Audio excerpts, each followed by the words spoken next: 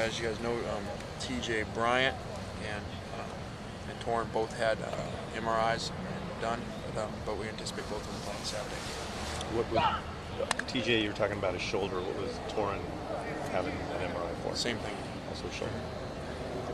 Dylan was late today. It seemed like he came in a little bit groggy or whatever. What's his situation? He's been at the hospital today, and came in very ill today, and we had him checked out and wasn't able to practice today. But he was in the hospital today or last night? Today. Do you expect him to go on to be able to make the trip? Yeah, I hope so. We'll see. We're going to hydrate him up. I think he's already had a couple IVs, and we'll keep working on him through the night and then tomorrow morning. What was his illness? I don't know exactly. Did you know before he didn't show up today? Did you know he was in the hospital or? Yeah, no, we knew he was. He checked in this morning. Our first thing this morning was at 7 a.m. And so he communicated before he got in there, and then got over here and we got him in. Are you concerned about the depth at corner? I mean, I know you said Torrin and TJ are expected to play, but obviously they're not 100%, and you don't have a ton of guys there. Yeah, very concerned. And Bacham early this week, wasn't 100%. So we're very concerned there. But who's ever going to play is going to have to make plays versus a very good passing offense.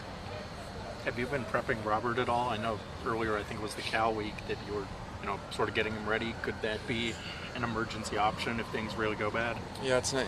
That was going to be at one point, and then when he got hurt, in that Oregon game, that set us back in that. So we're really just trying to get him back 100% on offense. I know you said this is a good passing offense, but it's more of a pro-style team with a really good running back. Is that a big adjustment for you guys, having played pretty much 3 consecutive teams that spread the field out one way or another? Yeah, but they do a really good job of both.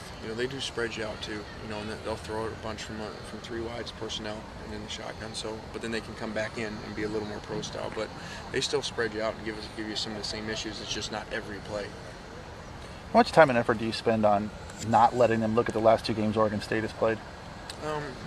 It's not really about looking at them. We still use those games, but it's just about understanding that it has nothing to do with these games as far as what the score was. Schemes and stuff we study, but that's going to mean nothing. Those guys, that ball's going to get kicked off. Not one player on their team's going to be thinking about those 2 games the last 2 weeks. How did Mark Tyler look today? Really good.